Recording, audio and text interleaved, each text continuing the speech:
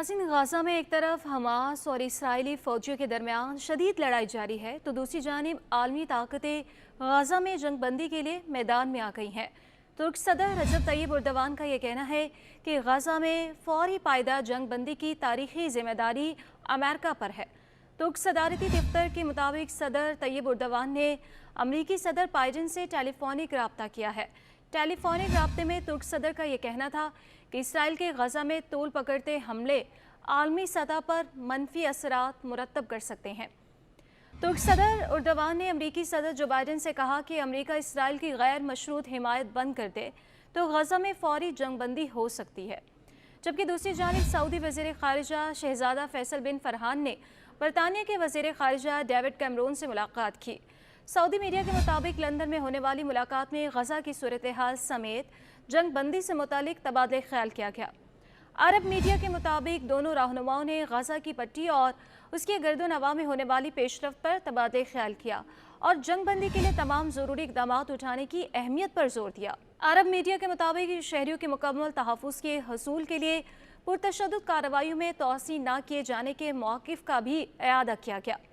जबकि अमरीका के बाद बरतानिया ने भी मगरबी किनारे में फ़लस्तीनियों के खिलाफ तशद्दुद में मुलव्विस इंतहा पसंद यहूदी आबादकारों पर सफरी पाबंदियाँ लगाने का ऐलान किया है। उधर रूसी सदर व्लादिमीर पुतिन एक बार फिर फ़लस्तीनियों के हक़ में मैदान में आ गए। रूसी सदर ने कहा है कि गज़ा की सूरत हाल का यूक्रेन से मवासा नहीं किया जा सकता। मास्को में सालाना प्रेस कॉन्फ्रेंस करते हुए उन्होंने कहा कि गज़ा की सूरत हाल तबाहकुन है, ऐसा कुछ यूक्रेन में नहीं है।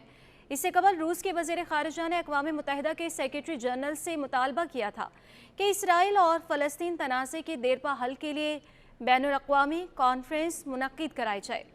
अमरीकी सदर जो बाइडेन ने भी इसराइल को सिविलियन हलाकतों को रोकने पर तवज्जो देने का मशवरा देते हुए बिला तफ़रीक इसराइली बमबारी पर अपनी तशवीश का इज़हार किया था। नाज़रीन, इसराइल ने गज़ा में सिविलियन हलाकतों पर अमेरिका की इज़हार तशवीश के बाद खान यूनिस और रफ़ा समेत पूरी गज़ा पट्टी पर बम बरसाकर घरों में मौजूद कई ख़ानदानों को निशाना बनाया। इसराइली हमलों में मज़ीद 180 फ़लस्तीनी शहीद हो गए। मकबूजा मगरबी किनारे में भी इसराइली फ़ौज के हमलों में मज़ीद 11 फ़लस्तीनी शहीद हो गए। मकबूजा मगरबी किनारे में इसराइली अफवाज और शिद्दत पसंद यहूदी आबादकारों के हमलों में 65 बच्चों समेत शहीद होने वाले फ़लस्तीनियों की तादाद 286 से तजावुज़ कर चुकी है, जबकि 3,365 से ज़ायद फ़लस्तीनी ज़ख्मी हो चुके। इसराइल की जानिब से फ़लस्तीनियों की नक्ल मकानी के लिए महफूज राहदारी करार दिए गए रफ़ा पर भी रात गए। इसराइली बमबारी में खैमा बस्तियों में पनाह लिए हुए बच्चों समेत कई फ़लस्तीनी पनाह गुज़ीन शहीद हो गए। अमरीकी नशरियाती इदारे की जानिब से शाया अमरीकी इंटेलिजेंस रिपोर्ट के जायजे के मुताबिक 7 अक्टूबर से अब तक इसराइल की जानिब से गज़ा में फ़ज़ा से ज़मीन पर गिराए गए 29,000 से ज़ायद बम्बों में से 45% बम अनगाइडेड थे। अल जज़ीरा के मुताबिक गज़ा पर जारी इसराइली हमलों में 7 अक्टूबर से अब तक 7,729 से ज़ायद बच्चों और 5,153 से ज़ायद ख़वातीन समेत शहीद फ़लस्तीनियों की तादाद 18,608 से तजावुज़ हो चुकी है, जबकि 8,663 से ज़ायद बच्चों और 6,327 से ज़ायद ख़वातीन समेत 50,594 फ़लस्तीन ज़ख्मी हुए।